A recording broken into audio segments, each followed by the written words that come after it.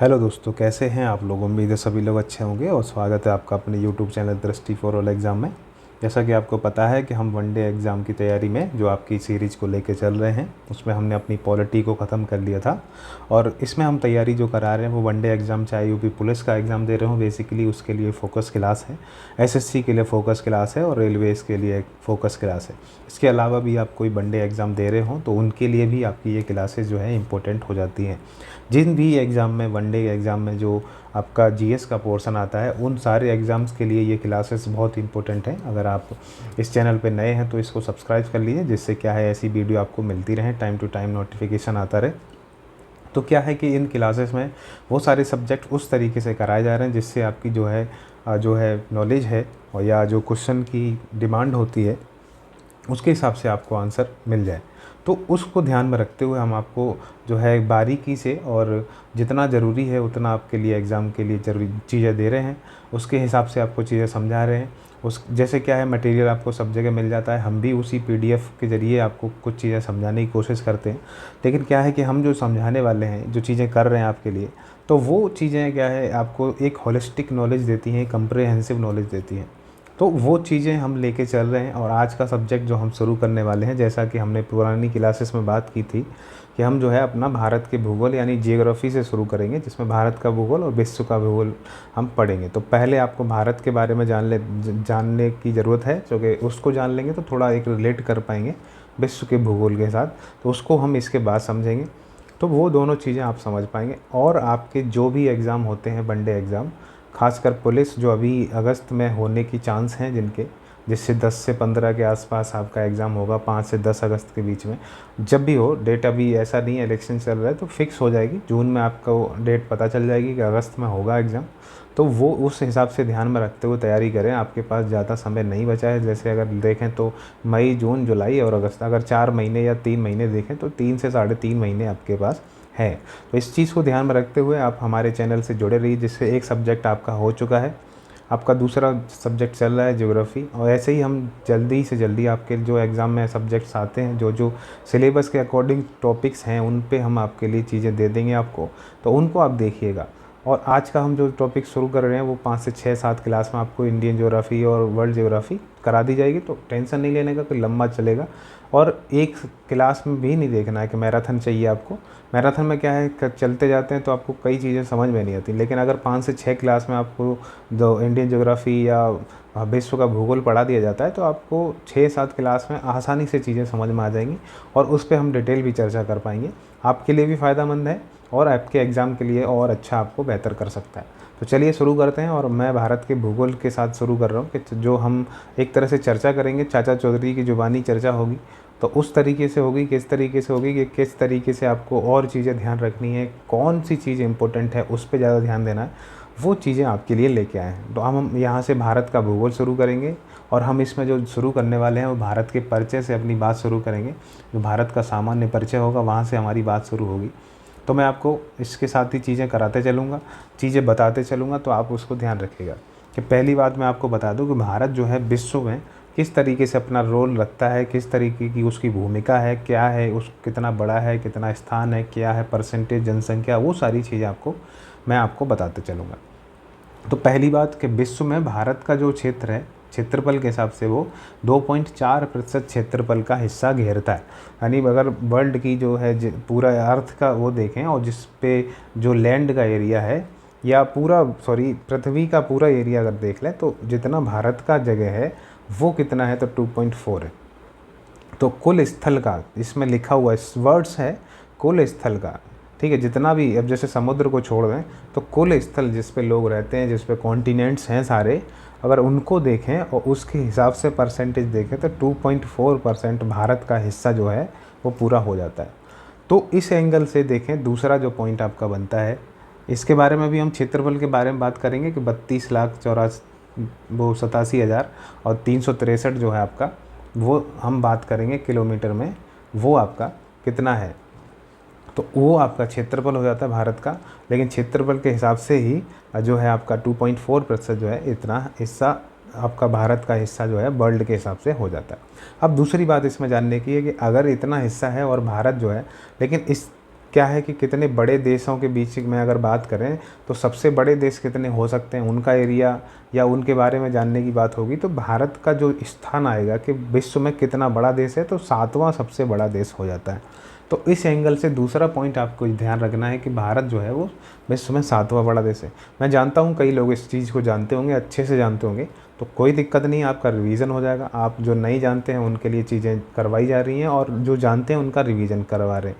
तो इसके साथ ही आपको जब जैसे जैसे अंदर जाएंगे बहुत सी चीज़ें जो जानते हैं उनके लिए भी बहुत सी चीज़ें नई मिलने वाली हैं। तो इसीलिए इसको थोड़ा सा, अगर आप ये चीज़ें जानते हैं तो इसको थोड़ा क्लास को ध्यान से देखिएगा कि आगे क्या मिलने वाला है नया। हर क्लास, हर जो लेक्चर होता है या हर सब्जेक्ट जब कोई टीचर पढ़ाता है तो वो आपको कुछ ना कुछ नया देने की कोशिश करता है। आपको पता हो सकता है, कई लोगों को कोई चीज़ें पता हो सकती हैं, लेकिन कोशिश करिएगा कि आप जानते हैं उसको साइड में रखते हुए इसको दोबारा यानी अच्छे से देखिए। आपको लगना चाहिए कि मैं कुछ नया सीख रहा हूँ, तो उस एंगल से देखेंगे तो आपको कुछ ना कुछ डेफिनेटली नया मिलेगा। तो इसमें हम क्या कहते हैं कि 7वां सबसे बड़ा देश है। और इसमें सबसे बड़े देशों में हम जब बात करते हैं और एक सीरीज के हिसाब से देखते हैं तो इसमें सबसे पहले आपको रूस मिलता है, फिर उससे छोटा कनाडा, फिर उससे छोटा चीन, फिर उससे छोटा यूएसए, फिर उससे छोटा चौथे नंबर पे आपका जो है यूएसए, 5वें पे ब्राज़ील, 6वें पे आपको ऑस्ट्रेलिया, और उसके बाद 7वें नंबर पे आपको जो है भारत मिलता है। और 8वें नंबर पे बात करेंगे तो आपको 8वें नंबर पे अर्जेंटीना भी मिलेगा।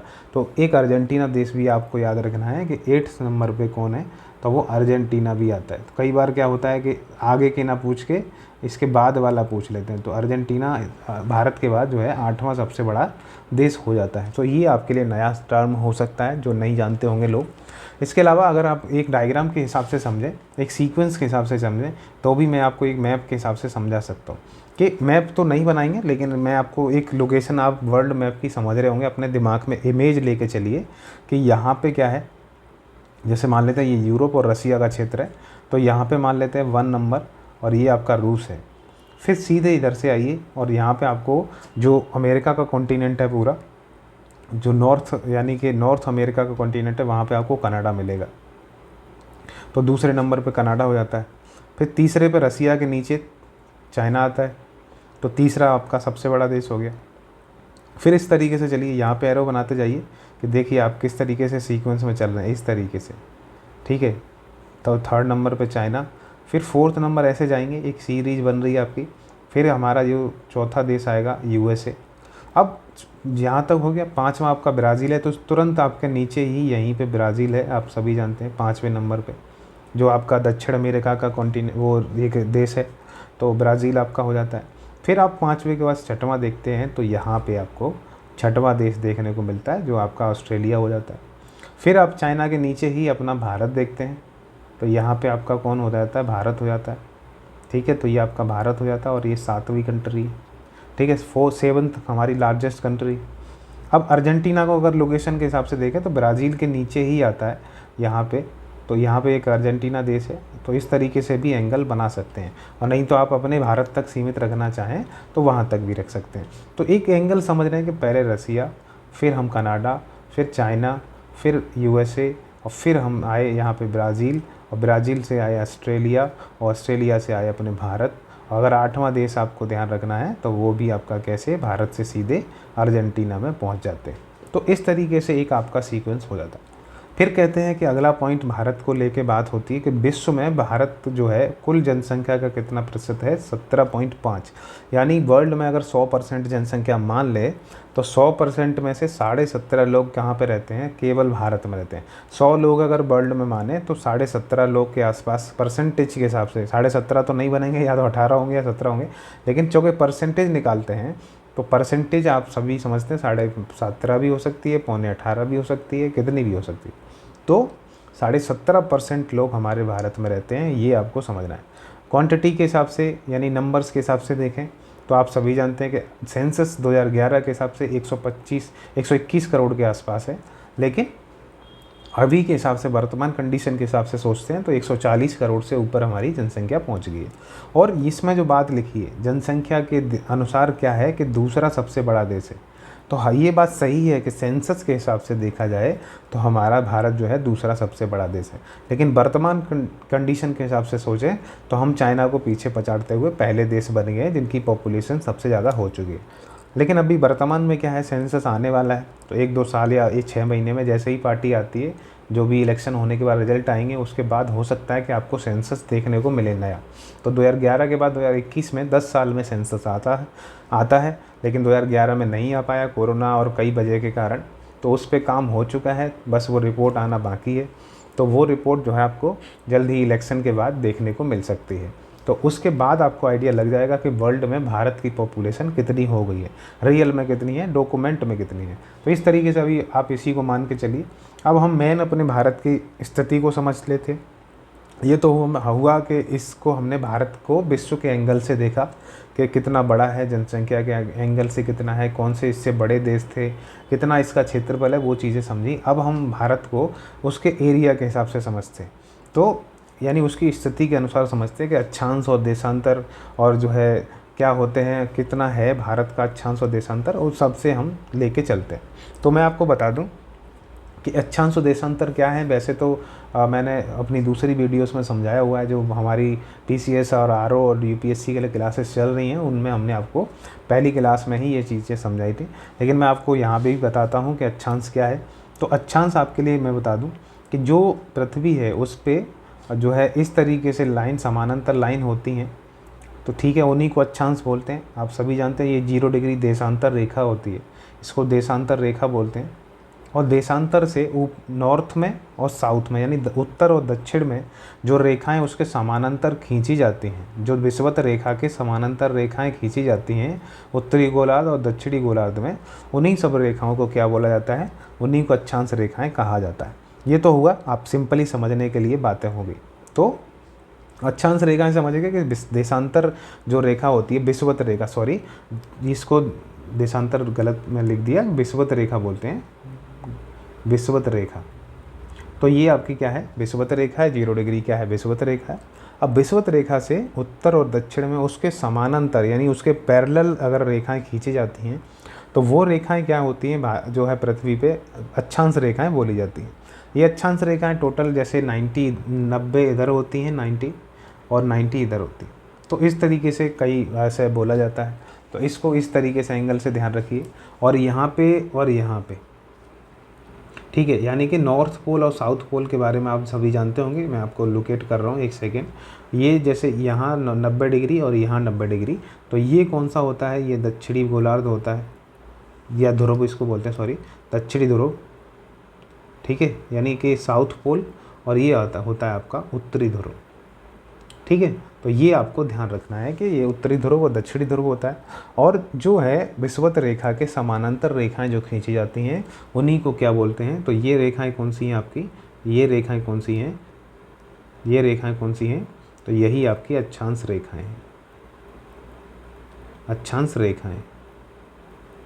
तो ये आपकी अक्षांश रेखाएं हैं, ये आपको समझना है। ये आप समझ गए होंगे कि अक्षांश रेखाएं क्या है, कि विषुवत रेखा जो पृथ्वी को 2 भागों में बांटती है, एक तरह से वो पर खिंची नहीं होती, वो हम मान के चलते हैं कि पृथ्वी को अगर 2 भागों में बांटें तो बीच की जो रेखा होगी उसको विषुवत रेखा बोलेंगे, जिस पे सूरज जो है लगभग डायरेक्ट पड़ते हैं, 90 डिग्री डायरेक्ट पूरा जो है उस पर रोशनी पड़ती है, तो वो डायरेक्ट पड़ते हैं। वहाँ से पृथ्वी को 2 भागों में देखा जाता है, उत्तरी गोलार्ध और दक्षिणी गोलार्ध।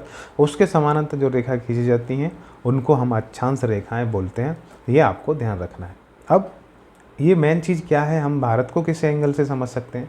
तो भारत जो है अक्षांश और देशांतर के हिसाब से, अब देशांतर रेखाएं क्या होती हैं, तो मैं इसी में आपको समझा देता हूँ कि उत्तरी ध्रुव और दक्षिणी ध्रुव को मिलाने वाली रेखाएं, उत्तरी ध्रुव और दक्षिणी ध्रुव को मिलाने वाली रेखाओं को क्या बोलते हैं, देशांतर रेखाएं बोलते हैं। तो इस तरीके की रेखाएं इस पे होती हैं जो उत्तरी ध्रुव और दक्षिणी ध्रुव को मिलाती हैं। एक बॉल अगर मान लें और बॉल पे जब इस तरीके से लाइन खींचते हैं तो वो कौन सी होती हैं, देशांतर रेखाएं होती हैं। ये कौन सी रेखाएं हैं, ये देशांतर हैं। और ये वाली लाइन कौन सी थी, ये हमने समझाया आपको, ये अक्षांश रेखा है। तो अक्षांश रेखाएं और देशांतर रेखाएं मुझे लगता है आप समझ गए होंगे। ठीक है, आगे बढ़ते हैं और हम अपने पृथ्वी यानी भारत के हिसाब से एंगल को समझते हैं कि क्या अक्षांश हैं, कौन से उसके देशांतर हैं और चीज़ें क्या हैं जो आपको इसके बारे में जाननी चाहिए। तो मैं आपको पहले बता दूं कि जैसे हमने ये मैप लिया है आपके लिए, और मैप क्या है, इंडिया का मैप है। तो यहाँ से यहाँ पे, या मैं इधर थोड़ा सा और बनाऊँ, यहाँ पे ये आपके अंडमान निकोबार द्वीप है। तो हमारा जो अंडमान निकोबार द्वीप है इधर ले लेते हैं।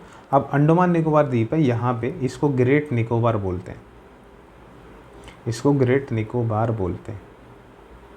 तो ये ग्रेट निकोबार जो है यहाँ पे एक पॉइंट है, यहाँ पे एक पॉइंट है जो 6 डिग्री 4 मिनट पे आता है।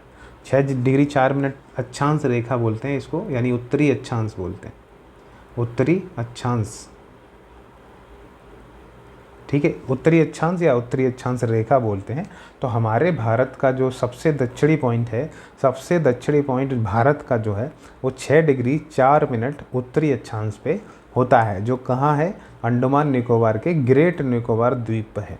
तो वो हम वहाँ से अपना भारत का जो है टेरिटरी देखते हैं, वहाँ से हम अपनी अक्षांश रेखाएं समझते हैं। तो वो हमारी यहाँ से हमको चीज़ें समझनी है। तो पहली बात हमने 6 डिग्री 4 मिनट समझा। और यहाँ पे देखें, ये भारत का जो सबसे दक्षिणी पॉइंट है, जो भारत का दक्षिणी सबसे पॉइंट है, वो 8 डिग्री 4 मिनट का है। 8 डिग्री 4 मिनट उत्तरी अक्षांश, यहाँ पे आप उत्तरी अक्षांश इस तरीके से लिख सकते हैं। तो ये चीज़ आपको समझ में आ रही होंगी। 6 डिग्री 4 मिनट हमारा सबसे दक्षिणी है।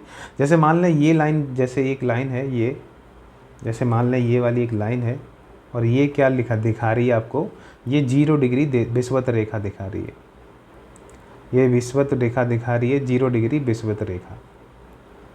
अब ये 0 डिग्री विषुवत रेखा दिखा रही है।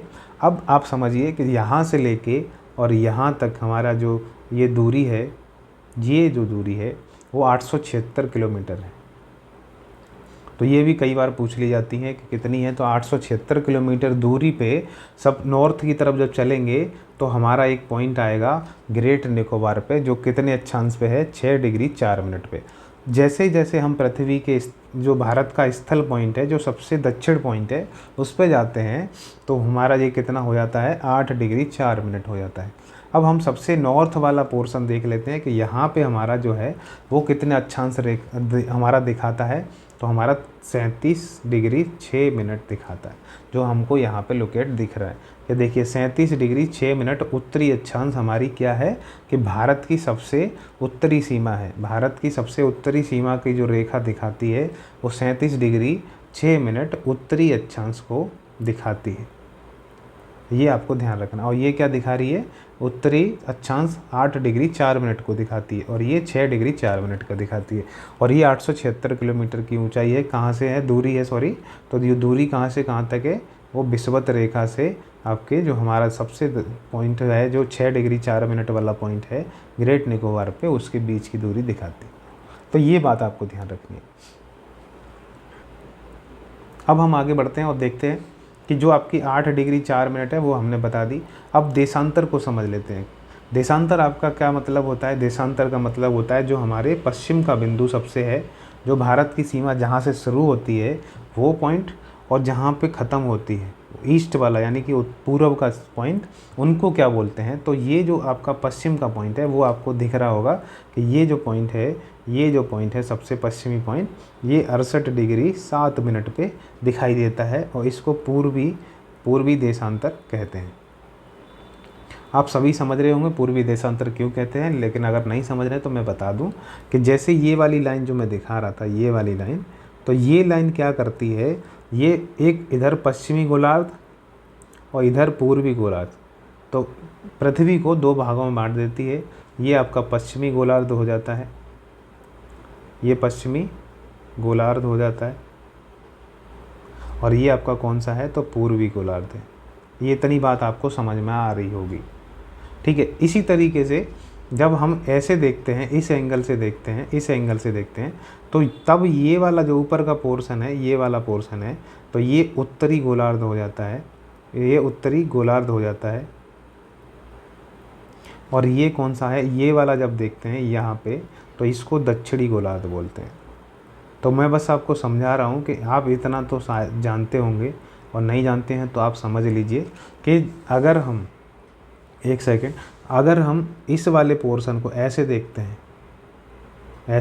हैं, तो ये पृथ्वी जो इस तरीके से बनी हुई है, तो ये क्या है, आपकी उत्तरी गोलार्ध है, ठीक है। इस तरीके से ऐसे ही नीचे देखते हैं, ये वाला, तो ये वाला क्या हो जाता है, आपका दक्षिणी गोलार्ध हो जाता है। ठीक है, ऐसे ही अगर हम इस तरीके से देखें, ऐसे ही हम इस तरीके से देखें कि ये जो आपका है और ये जो पोर्शन देख रहे हैं आप, ये जो पोर्शन देख रहे हैं, ये क्या है आपका, ये पश्चिमी गोलार्ध है। और इसी तरीके से ऐसे देखेंगे, इसी तरीके से ऐसे देखेंगे तो कौन सा होगा, वो पूर्वी गोलार्ध हो जाएगा। अगर आप इतनी बात समझ गए होंगे तो आप आसानी से भारत की जो कंडीशन है उसको समझ पाएंगे कि 68 डिग्री 7 मिनट पूर्वी देशांतर का मतलब क्या है कि भारत जो है वो यहाँ पे पड़ता है। एक तो उत्तरी गोलार्ध में पड़ता है और फिर उसके अलावा कहाँ पे पड़ता है, जैसे मैं दूसरे से दिखाऊं तो आपको मैं इससे दिखाता हूँ, पीले से दिखाते हैं कि यहाँ पे भारत पड़ता है। इसकी लोकेशन जो है भारत की यहाँ पे पड़ती है।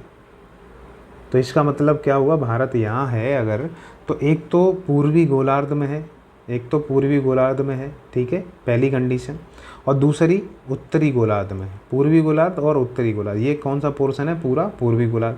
तो यहाँ पे भारत जो है वो पूर्वी गोलार्ध में है और फिर पूर्वी गोलार्ध में है और उत्तरी गोलार्ध में। तो इसीलिए हम इसको उत्तरी और पूर्वी बोल रहे हैं, क्योंकि भारत जो है वो उत्तरी और पूर्वी गोलार्ध में पड़ता है। तो ये कितना है, 68 डिग्री 7 मिनट पूर्वी गोलार्ध। ऐसे ही इसको बात करें तो ये 97 यानी डिग्री 97 डिग्री 25 मिनट पे, और इसको भी क्या बोलेंगे, पूर्वी गोलार्ध बोलते हैं। तो ये क्या है, पूर्वी गोलार्ध 97 डिग्री 25 मिनट पे हमारा पड़ता है। क्योंकि 97 डिग्री पे भी पूर्वी गोलार्ध क्यों बोल रहे हैं, क्योंकि ये जो रेखा होती है, एक सेकेंड, जो यहाँ से लेके यहाँ तक का जो लाइन होती है वो 180 डिग्री तक चलती है। कितनी चलती है, 180 तक। अब 180 चल रही है तो आप समझ रहे हैं कि 97 तो इसका आधा ही है लगभग, ठीक है। तो उस एंगल से, और ऐसे ही इधर जब चलते हैं तो इधर भी 180 डिग्री होता है। तो इधर भी कितना होता है, इधर भी 180 डिग्री होता है। तो अगर इधर भी 180 इधर भी 180, तो इनके बीच में जो क्षेत्र पड़ेंगे वो सब किसी ना किसी 180 के बीच में पड़ते हैं। तो ऐसे ही हमारा भारत जो पड़ता है वो 68.7 डिग्री से लेके 97.25 के बीच में पड़ता है। ये बात आपको ध्यान रखनी है।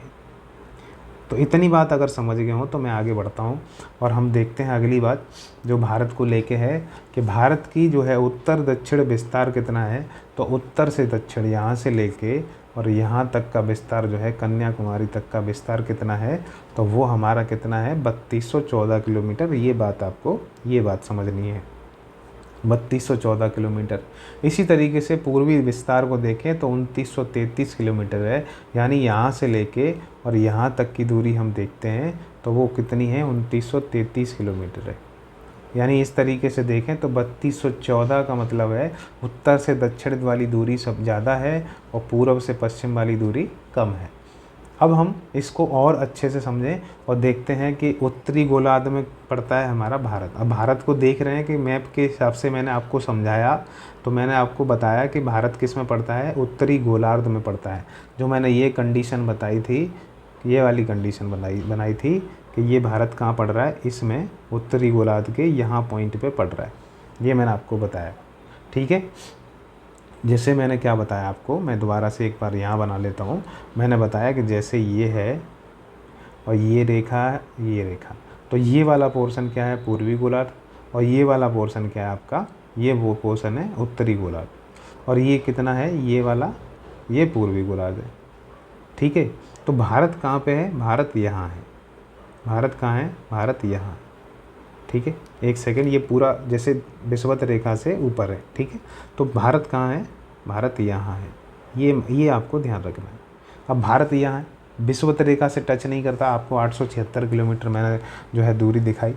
तो भारत यहाँ, अब देखिए कि ये तो एक तो पूर्वी गोलार्ध है और एक तो उत्तरी गोलार्ध है, तो दोनों बातें एक साथ आ रही हैं। इसीलिए हमारा भारत जो है वो कहाँ पे है, वो उत्तरी गोलार्ध में पड़ता है, पहली बात। तो ये उत्तरी गोलार्ध हो गया, ये वाला जो पोर्शन हो गया वो उत्तरी गोलार्ध हो गया, ठीक है। ये उत्तरी गोलार्ध हो गया पूरा। दूसरी बात, ये कहाँ पे पड़ता है, पूर्वी गोलार्ध में पड़ता है। कहाँ पे पड़ता है, तो पूर्वी गोलार्ध में पड़ता है। पूर्वी गोलार्ध का मतलब होगा इतना पोर्शन, पूर्वी गोलार्ध का मतलब क्या हुआ, ये पोर्शन। तो ये वाला पूरा पोर्शन है, तो भारत कहाँ है, ये वाला है। तो भारत क्या है, ये वाला।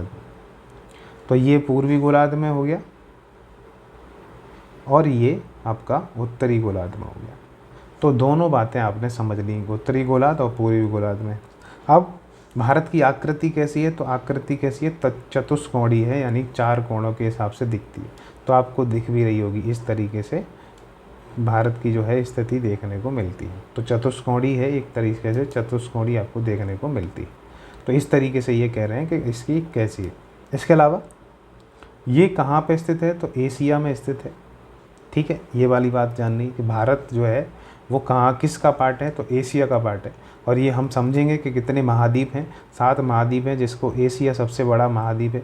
इसको, इनके बारे में हम विद मैप अच्छे से समझेंगे। और अगर आपको बेहतर तरीके से समझना है तो आप चाहें तो हमारा जो यूपी पीसीएस आरओ या जो है पीसीएस की जो आरओ की तैयारी चल रही है, उसमें हम जैसे मैपिंग की क्लास शुरू कर रहे हैं, तो उससे भी आप और अपनी नॉलेज बढ़ा सकते हैं। वहाँ भी हमने ये चीज़ शुरू कर रहे हैं कुछ क्लासेस में, वहाँ पे अभी वर्ल्ड ज्योग्राफी चल रही है। उसके क्लास के ख़त्म होते ही आपको मैपिंग के साथ जो है पूरी ज्योग्राफी के कॉन्टिनेंट बताए जाएंगे, कॉन्टिनेंट पढ़ाए जाएंगे, महाद्वीप पढ़ाए जाएंगे। ठीक है, तो वहाँ पे महाद्वीपों को कोई उनके बारे में क्या क्या नॉलेज जाननी चाहिए, कैसी मैपिंग है, क्या लोकेशन है, वो सारी चीज़ें बाकायदा आपको पढ़ाई जाएंगी, समझाई जाएंगी। ठीक है, तो वहाँ पे भी आप चाहें तो देख सकते हैं। अब मैंने आपको बताया कि एशिया में स्थित है, इसका क्षेत्रफल कितना है, तो 32.87, आप इतना याद रखिए कि 32.87 हज़ार किलोमीटर, बस। तो इस तरह भी रख सकते हैं, 32.87 हज़ार किलोमीटर, इस तरीके से भी रख सकते हैं। तो वो आपके लिए ध्यान रखना चाहिए आपको। तो अब आगे बात करें, और अब हम एक चीज़ समझ लेते हैं कि जैसे वो मैप मैंने आपके लिए ये बनाया, और ये मैप को मैं अगर इधर से ले आऊँ, इधर ले आऊँ और इधर देखें, तो आपको एक चीज़ समझ में आएगी कि इधर एक चीज़ समझ में आएगी कि हम आगे बात कर लेते हैं, और एक चीज़ समझ में आएगी आपको कि हम जो आगे बात करने वाले हैं वो देख लेते हैं। तो एक मिनट दीजिएगा कि मैं आपको इस तरीके से चीज़ें समझा पाऊँ,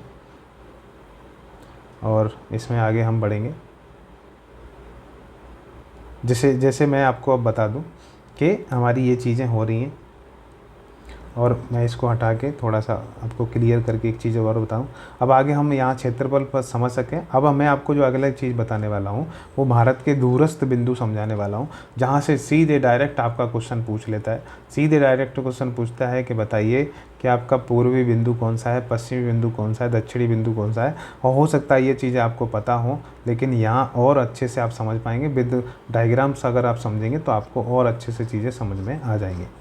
तो अगर हम पश्चिमी और पूर्वी बिंदु की बात करें तो आपको यहाँ पे एक चीज़ समझ में आएगी कि भारत का जो उत्तरी बिंदु है वो सबसे उत्तरी बिंदु कौन है, इंदिरा कौल बोलते हैं। लद्दाख में इंदिरा कौल एक जगह है, वहाँ पे सबसे उत्तरी बिंदु बढ़ता है। तो ये जो पॉइंट पड़ेगा वो कौन सा होगा, इंदिरा कौल। कौन सा है, इंदिरा कौल। और ये कहाँ पे है, तो आपको सभी को पता है ये लद्दाख में है। जब से 2019 के बाद यूटी बना है ये, तो उसके बाद ये हम लद्दाख में पढ़ते हैं। इंदिरा कौल जो है आपका लद्दाख में पढ़ते हैं। तो ये आपका क्या है, सबसे उत्तरी पॉइंट है, सबसे उत्तरी बिंदु है। अब हम इसी तरीके से नीचे आते हैं, और यहाँ पे हम अपना उत्तरी हो गया तो दक्षिणी पॉइंट भी समझ लेते हैं। ये पॉइंट जो आपका बनेगा वो सबसे दक्षिणी पॉइंट बनेगा, और इसका क्या नाम है, तो आप सभी जानते हैं इसका नाम जो है कन्याकुमारी है। इसका नाम है कन्याकुमारी। और यहीं पे मैंने आपको बताया था कि ये आपके अंडमान निकोबार द्वीप हैं, ये अंडमान निकोबार द्वीप हैं। और इस ग्रेट निकोबार पे, जिसको मैंने बताया कि ये क्या है, ग्रेट निकोबार, और इस पे एक बिंदु है सबसे दक्षिणी बिंदु जो हमारा बोलते हैं। ये तो हमारा बिंदु हो गया स्थल पर। अगर क्वेश्चन आता है कि भारत के सबसे स्थल पर सबसे दक्षिणी बिंदु, भारत का स्थल पर यानी कि जो पूरा लैंड है उसके सबसे दक्षिण में बिंदु कौन सा है, तो वो आपका कन्याकुमारी होगा।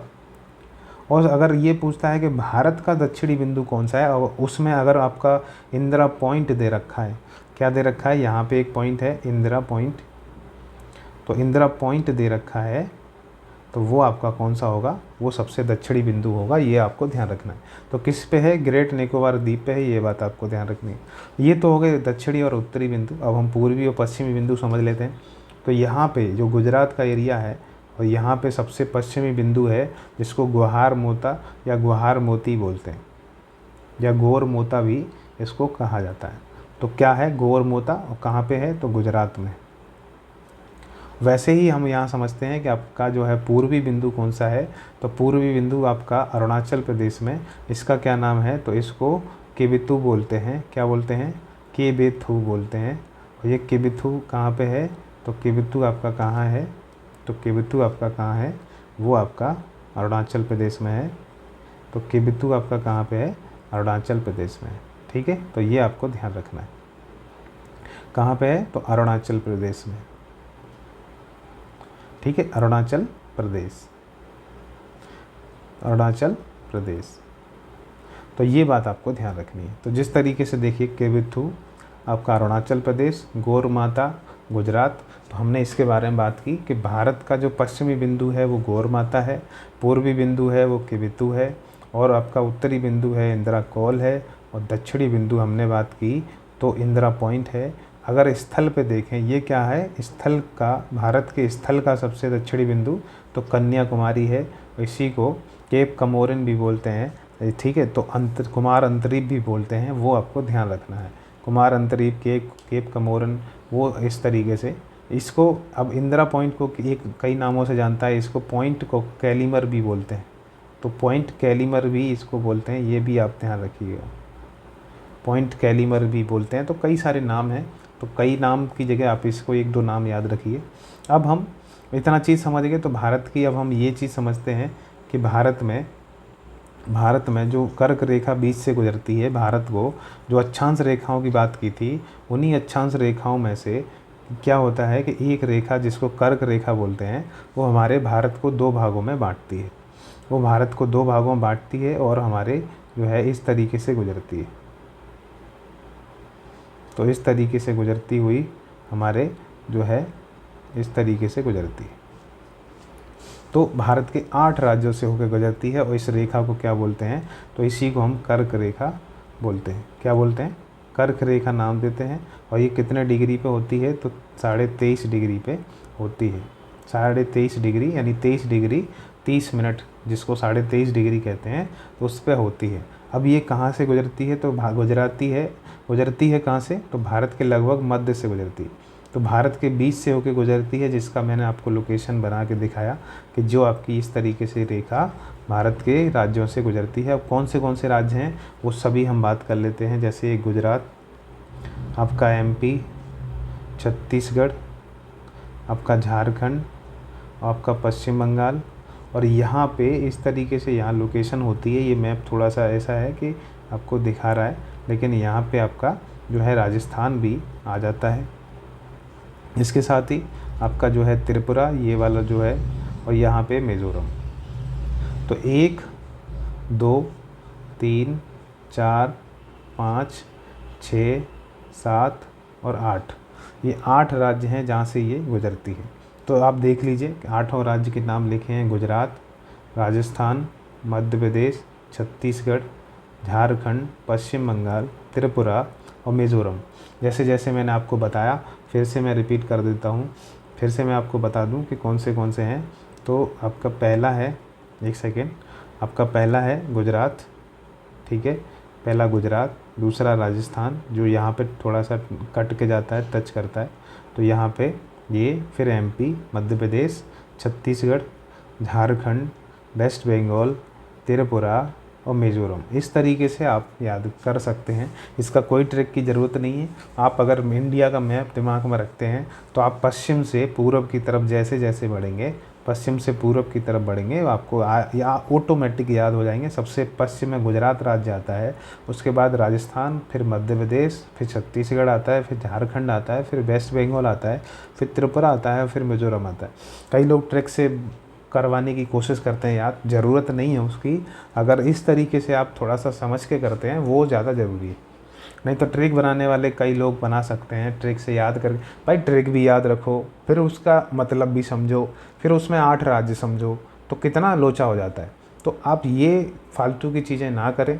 ट्रिक कहीं पे कहीं काम आती है, कहीं कहीं पे। यहाँ पे छोटी छोटी चीज़ों पे भी आप ट्रिक ढूंढने लगे तो फिर आपका दिमाग काम नहीं करेगा भाई। आप उस तरीके से चल करिए कि चीज़ें आपको समझ में आ जाए। अगर लड़कियाँ लड़के जो भी हैं आप, और आप उस तरीके से नहीं समझ पा रहे कि किस तरीके से चीज़ें करनी है, ट्रिक के पीछे या शॉर्ट ट्रिक के पीछे भागते हैं, तो आप मान के चलिए कि अपने दिमाग को कमज़ोर कर रहे हैं। तो इस तरीके से कोशिश करिए कि आपको अच्छे से चीज़ें समझ में आए। ज़रूरी नहीं है कि ट्रिक हमेशा याद आपको करनी पड़े, हर चीज़ की ट्रिक आपको चाहिए, ज़रूरी नहीं है। तो आप पहले इस तरीके से समझिए कि ज़रूरत क्या पड़ रही है। आप गुजरात जान रहे हैं, राजस्थान जान रहे हैं, एमपी जान रहे हैं, छत्तीसगढ़, झारखंड, वेस्ट बंगाल, त्रिपुरा, मिज़ोरम, तो ज़रूरत क्या है।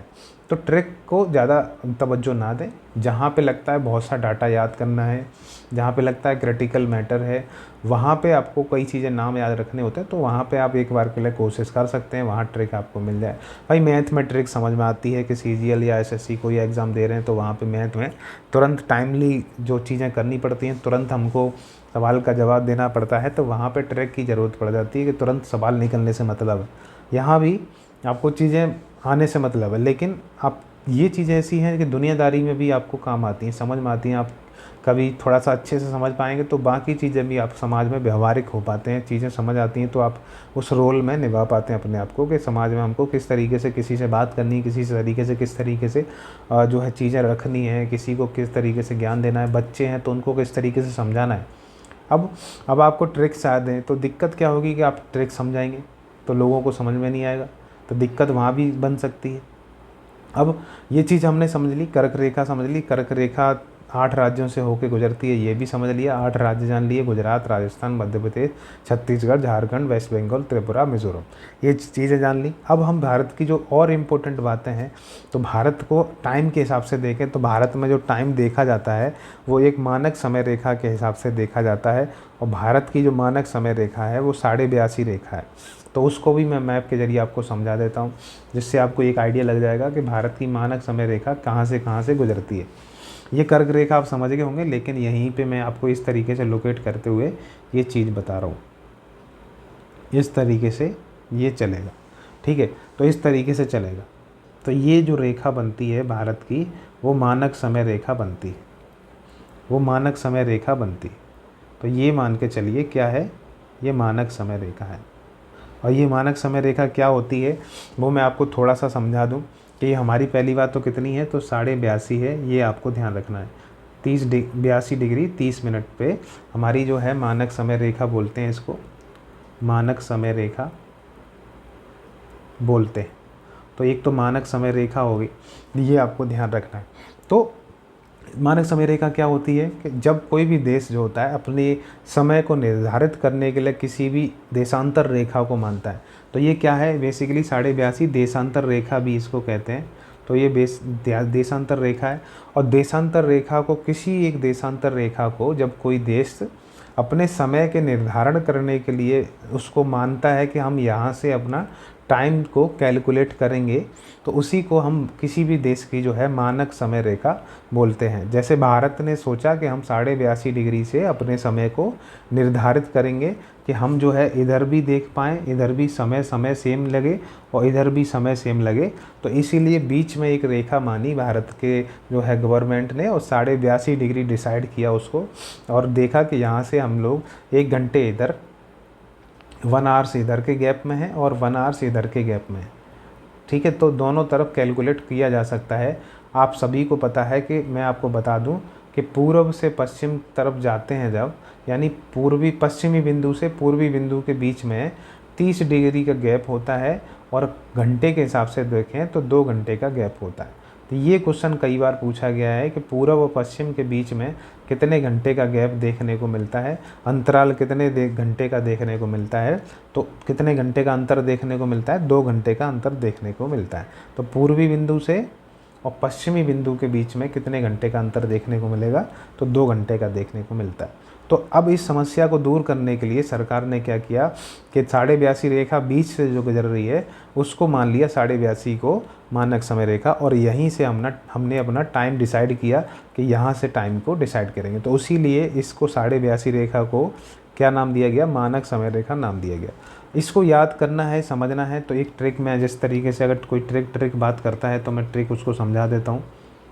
और ट्रिक के क्या है, बेसिकली वैसे मैं सीधा बता दूं कि देखिए पहले ये तो एक यूपी से गुजरता है, ये जो मानक समय रेखा है वो एक तो यूपी से कैलकुलेट की जाती है, दूसरी आप देख पा रहे होंगे तो ये एक एमपी इसमें टच कर रहा है, तीसरा यहाँ पे छत्तीसगढ़ भी टच कर रहा है, और फिर एक आपका उड़ीसा टच कर रहा है, और ये आपका फाइनली आंध्र प्रदेश में भी टच कर रहा है। तो इस तरीके से 5 राज्यों से ये रेखा 82.5 रेखा भारत से जो है गुजरती है। अब कौन से हैं तो यूपी, एमपी, छत्तीसगढ़, उड़ीसा और आंध्र प्रदेश। ये इस तरीके से ये 5 राज्य होते हैं। लेकिन अगर कोई याद करना चाहे ट्रिक के ज़रिए तो एक मौका करके ट्रिक बनती है, इसकी मौका ट्रिक बनती है, मौका। तो मौका ट्रिक का मतलब क्या हुआ, M for MP, O for Orissa, U for UP, C for Chhattisgarh और ए का मतलब है आंध्र प्रदेश।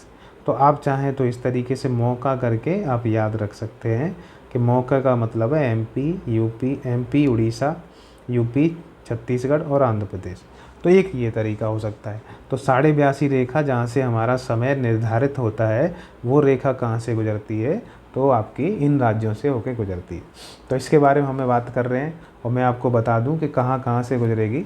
तो पहली बात जो 82.5 अब गुजर रही है, ये 82.5 जो रेखा गुजर रही है, ये 82.5 जो रेखा गुजर रही है वो हमारी विश्व की जो GMT लाइन होती है, ग्रीनविच मीन टाइम, ग्रीनविच माध्य समय रेखा बोलते हैं, ये लंदन में है। और लंदन से सारे समय जो है कैलकुलेट किए जाते हैं, निर्धारित किए जाते हैं। और जो लंदन से ग्रीनविच मीन टाइम गुजरती है उसको 0 डिग्री बोलते हैं, या उसको क्या बोलते हैं, दूसरा नाम उसको GMT रेखा भी बोलते हैं। वहाँ से हमारे भारत की जो 82.5 रेखा है, जो 82.5 रेखा है उसको कैलकुलेट किया जाता है। और ये जो है भारत की, यहाँ से देखा जाए तो 0 डिग्री से देखा जाए तो हमारी कितनी घंटे आगे है या कितनी डिग्री आगे है, तो हमारी 5.5 घंटे आगे होती है। तो अगर क्वेश्चन आता है कि 82.5 रेखा GMT लाइन से कितने घंटे आगे का गैप है, तो 5.5 घंटे आगे है। कितने आगे है, प्लस का चिन्ह का मतलब है आगे है, ठीक है। तो 5.5 घंटे आगे है, इसमें लिखा हुआ है 5.5 घंटे यानी 5 घंटे 30 मिनट क्या है, आगे है। ये बात आपको ध्यान रखनी है। इसके अलावा भारत से ये कितने राज्यों से गुजरती है, तो 5 राज्यों से गुजरती है, जिसके बारे में मैंने बताया, यूपी, एमपी, छत्तीसगढ़, उड़ीसा, आंध्र प्रदेश।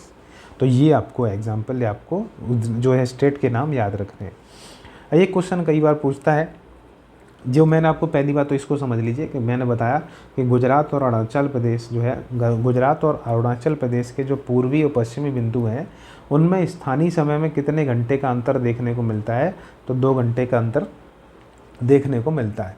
इसके अलावा मैं आपको एक चीज़ बता दूं कि जो ये लाइन गुजर रही है, तो कई बार प्रश्न पूछता है कि यूपी का एक कौन सी जगह है जहाँ से ये गुजरती है, जहाँ से गुजरती है। तो कई बार एग्ज़ाम में मिर्ज़ापुर आने लगा है, और मिर्ज़ापुर इसका आंसर आपको लगाना है कि कहाँ से गुजरती है यूपी में। तो कहते हैं कि ये मिर्ज़ापुर से गुजरती है। पहले, इससे पहले एक नाम आता था इलाहाबाद का नैनी, इलाहाबाद का नैनी। तो ये कई बार क्वेश्चन में पूछा जाता था, इलाहाबाद में एक नैनी जगह है, वहाँ से पूछा जाता था। लेकिन आजकल मिर्ज़ापुर, इसकी जगह मिर्ज़ापुर को देते हैं ऑप्शन में। तो अगर आपको मिर्ज़ापुर मिले वो लगाइए, अगर नहीं मिलता है और नैनी लिखा हुआ है तो वो लगाइए। तो दोनों आंसर आपके सही हैं। आप आजकल मिर्ज़ापुर आने लगा है, पहले जो क्वेश्चन में नैनी रखा जाता था। तो आप ये समझ गए होंगे कि उत्तर प्रदेश के मिर्ज़ापुर से क्या गुजरती है, आपकी मानक समय रेखा गुजरती है जो 82.5 रेखा है, और वही क्या है, तो पूर्वी देशांतर रेखा भी कही जाती है। अब हम देख लेते हैं कि भारत की जो सीमा रेखा है वो क्या है। तो भारत की सीमा रेखा जो है वो 15,200 किलोमीटर जो है वो स्थलीय सीमा है, ठीक है। यानी कि लैंड के हिसाब से देखें तो ये हमारी कौन सी है, 15,200 किलोमीटर के आसपास सीमा बनती है। अब ये सीमा मैं मैप के ज़रिए आपको बता दूँगी। इसका मतलब क्या हुआ कि यहाँ से गुजरात से शुरू करें और ये जो सीमा बनेगी ये पूरी जो पाकिस्तान आपके उसके साथ टच कर रही है, फिर थोड़ी बहुत अफ़गानिस्तान के साथ करती है, फिर इधर आपके चाइना के साथ टच करती है, और फिर आपकी इधर नेपाल के साथ करती है, फिर आपके इधर आते हैं और फिर आपके भूटान के साथ करती है, और फिर इधर बढ़ते हुए इधर म्यांमार के साथ करती है, और फिर इधर आपके बांग्लादेश के साथ करती है। तो ये जो रेखा है यहाँ तक बांग्लादेश के साथ कर रही है। ये सारी जो सीमा बन रही है वो क्या बन रही है, वो स्थलीय सीमा है, और इसकी जो दूरी है वो 15,200 किलोमीटर है। वहीं पे समुद्री तट रेखा बात करें, समुद्री तट रेखा हमारी कितनी है, तो 7516 किलोमीटर है। 7516 या 7517 किलोमीटर भी इसको मान लेते हैं।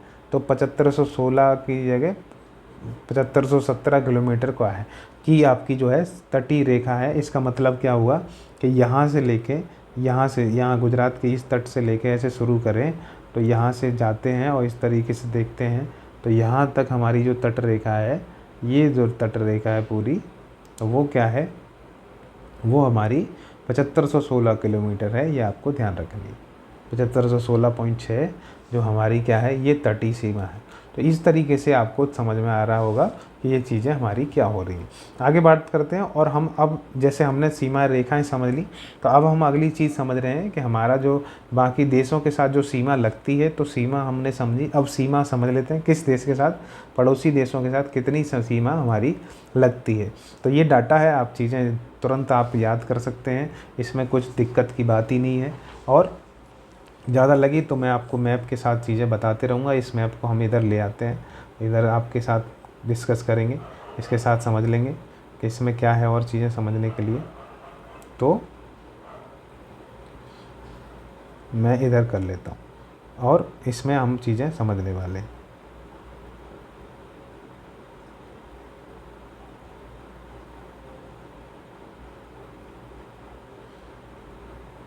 तो अब ये समझिए, एक सेकंड मैं इसको थोड़ा सा हटा दूँ।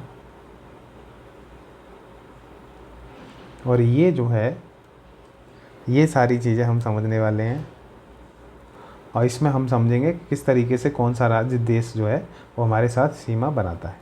ठीक है, तो पहला हम सबसे पहले समझ लेते हैं, सबसे बड़ी जो इसकी सीमा है वो समझ लेते हैं, बांग्लादेश की सीमा, जिसके साथ हमारी सबसे बड़ी सीमा लगती है 4096 किलोमीटर के आसपास। अब वो किन किन राज्यों से हमारा जो राज्य है वो कनेक्ट करते हैं, वो राज्य इसके साथ हम समझ सकते हैं।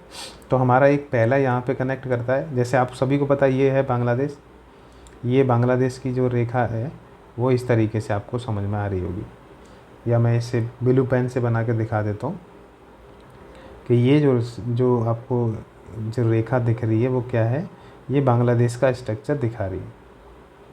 ठीक है, अब ये जो रेखा है भारत के किन किन राज्यों से होकर टच करती है वो उसको हम समझते हैं। तो इसमें लिखा हुआ है सबसे पहले आपका वेस्ट बंगाल, या मैप के हिसाब से ही समझ लीजिए कि वेस्ट बंगाल यहाँ तक टच करता है। फिर हमारा वेस्ट बंगाल के यहाँ पे मेघालय, तो ये मेघालय है, इधर भी और इधर भी दोनों तरफ क्या है, असम भी टच करता है। और फिर ये आपका त्रिपुरा जो है, वो त्रिपुरा तीनों तरफ से बांग्लादेश से घिरा हुआ है। तो इस तरीके से हमारे ये राज्यों से टच करती है। अब इसमें लिखा हुआ देखिए, पहला आपका जो है पश्चिम बंगाल, फिर आपका असम, फिर मेघालय और फिर त्रिपुरा और फिर मिजोरम। तो अब देखिए कि ये जो आपका इधर भी, जैसे ये पूरा बांग्लादेश की सीमा है, तो हमारा ये वाला राज्य जो है वो कौन सा है, तो मिजोरम है। तो इस तरीके से 5 राज्यों से हमारी रेखाएं गुजरती हैं। इसकी 5 राज्य कौन से हैं, मिजोरम, एक आपका त्रिपुरा, फिर असम, मेघालय और फिर आपका वेस्ट बंगाल। तो 5 राज्यों से सबसे बड़ी सीमा बनाने वाला देश कौन सा है, तो वो बांग्लादेश है। ये बात आपको ध्यान रखनी है।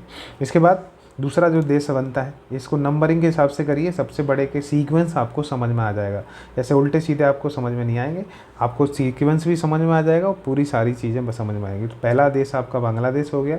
दूसरा हम चीन के बारे में पढ़ेंगे, जिसकी जो कुल हमारी सीमा जो लगती है वो 3488 किलोमीटर है। और वो किस किस राज्य के साथ लगेगी, तो एक तो हमारी लद्दाख के साथ लगेगी। ठीक है, वहाँ से शुरू होती है। फिर हमारा एक ये हिमाचल प्रदेश, हमारा उत्तराखंड, फिर हम इधर बढ़ते हैं और ये देखते हैं कि हमारा किसके साथ है, तो एक आपका सिक्किम के साथ लगती है और इधर आपकी अरुणाचल प्रदेश के साथ लगती है। तो कितने हो गए, 1 2 सिक्किम, 3 4 और 5। इस तरीके से इसमें आप देख सकते हैं कि लद्दाख, हिमाचल प्रदेश, उत्तराखंड, सिक्किम और अरुणाचल प्रदेश के साथ हमारी सीमा, चीन जो दूसरी सबसे बड़ी सीमा बनाता है उसके साथ लगती है। ऐसे तीसरी सीमा पाकिस्तान की है जो 3323 किलोमीटर है। और ये हम मैप के हिसाब से समझ लेते हैं कि एक तो पहले लद्दाख से लगेगी, फिर हमारा जो जम्मू कश्मीर है उसके साथ लगेगी। ठीक है, जम्मू कश्मीर, फिर आपका पंजाब के साथ लगेगी, ये आपका क्या है, पंजाब है। और फिर हमारा राजस्थान के साथ लगेगी और यहाँ तक कि गुजरात के साथ भी लगती है। तो गुजरात, राजस्थान, पंजाब, जम्मू कश्मीर और लद्दाख, इनके साथ हमारी सीमा पाकिस्तान बनाता है। यानी हमारा लद्दाख, जम्मू कश्मीर, पंजाब, राजस्थान और गुजरात के साथ हमारी सीमाएं लगती हैं।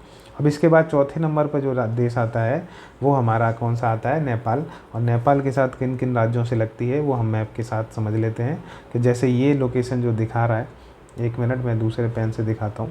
ये जो मैप के साथ लोकेशन दिखा रहा है वो किसकी है, ये सारी है आपकी नेपाल की।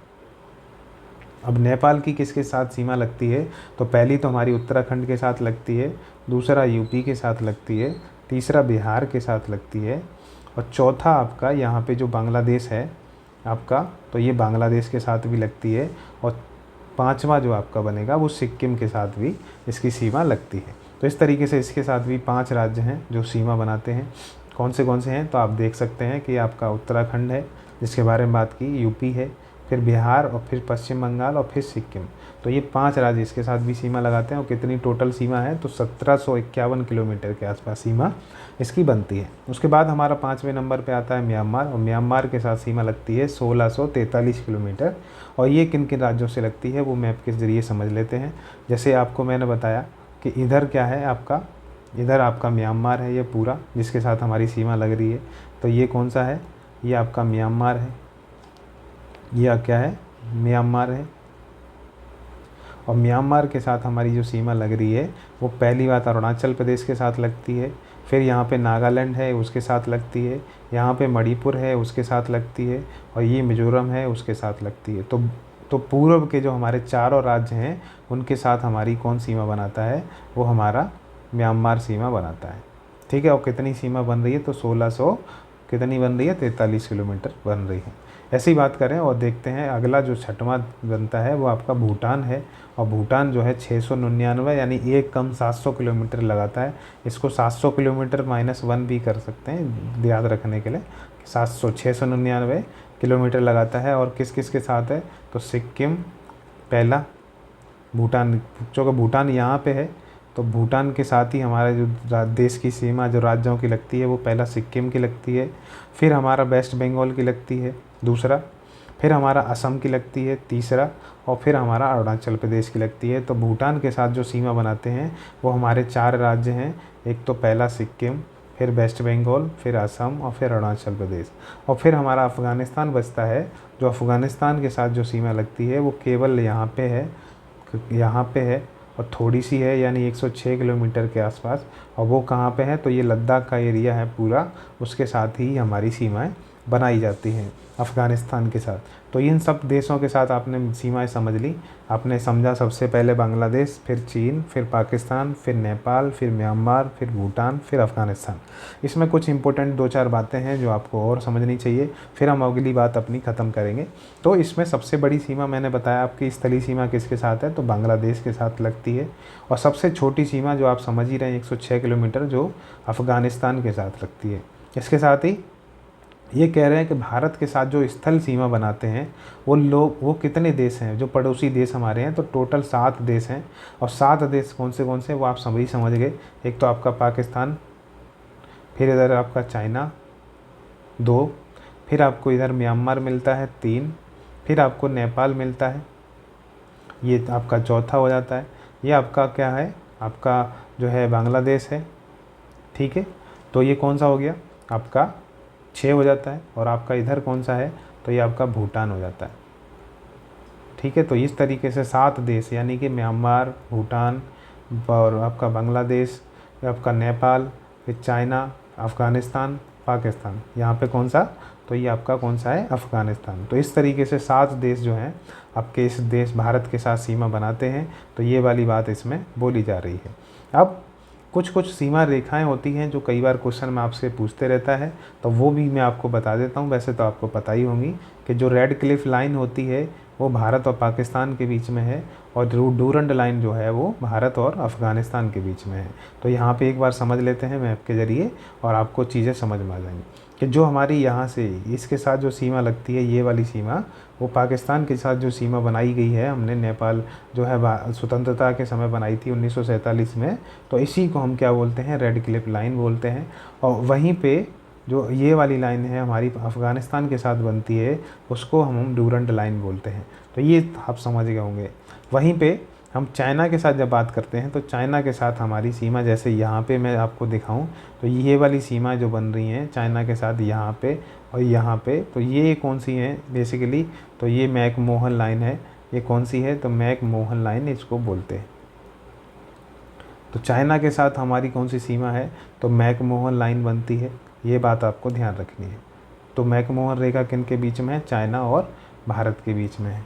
तो ये बात आपको ध्यान रखनी है। इसके बाद ये कह रहे हैं कि अगर हम तटीय रेखा की बात करें तो दक्षिण में समुद्र पार करने वाले 2 पड़ोसी देशों के साथ श्रीलंका और मालदीव के साथ हम सीमा बनाते हैं। तो जैसे मैप का ये है और मैप के हिसाब से समझें तो आप सभी जानते हैं कि यहाँ पे क्या है, यहाँ पे जो है आपका, यहाँ पे क्या है आपका वो श्रीलंका है। एक और अच्छे से थोड़ा मैं बनाता हूँ मैं, और ये आपका क्या है, ये आपका श्रीलंका है। जैसे जाफना द्वीप है यहाँ पे, तो जाफना द्वीप है। तो ये आपका श्रीलंका के साथ भी हमारी सीमाएं बनती हैं। कौन सी सीमाएं, समुद्री सीमा बन रही है। इसी को हम क्या बोलते हैं, पाक जलडमरू मध्य बोलते हैं। पाक जलडमरू मध्य बोलते हैं। तो पाक जलडमरू मध्य बोलते हैं। या यहीं पे क्या है, मन्नार की खाड़ी है आपकी, यहीं पे क्या है, मन्नार की खाड़ी। और यहीं पे आपको यहाँ पे पाक की खाड़ी भी देखने को मिलती है, जिसको पाक की खाड़ी बोलते हैं। तो कई चीज़ें हैं जैसे कनेक्ट करती हैं। और यहीं पे आप सभी जानते हैं क्या है, तो राम सेतु भी है। तो राम सेतु है, इसी को क्या बोलते हैं, दूसरा नाम बोलते हैं इसका, इसी को या क्या बोलते हैं, इसको एडम ब्रिज बोलते हैं। एडम ब्रिज कहा जाता है। तो वो भी आपको ध्यान रखना है, क्या बोलते हैं, एडम ब्रिज। तो ये भी आपको ध्यान रखना है, एडम ब्रिज। ये एक चीज़ हो जाती है। तो इस तरीके से कुछ कुछ डिटेल्स हैं। ये क्या है, आपकी श्रीलंका है, SL के, जिसको बोलते हैं श्रीलंका शॉर्ट फॉर्म में। इसी तरीके से एक देश यहाँ पे भारत के हिसाब से यहाँ से देखें तो इस दिशा में वेस्ट की तरफ पड़ता है, इसकी दिशा में वेस्ट की तरफ पड़ता है, जिसको हम, ये छोटे छोटे द्वीपों से बना हुआ है, इसी को मालदीव बोलते हैं। मालदीव बोलते हैं। तो मालदीव आपका देश जो है वो हमारे भारत के साथ भी सीमा बनाता है। कौन सी वाली, तो हमारी समुद्री सीमा बनती है।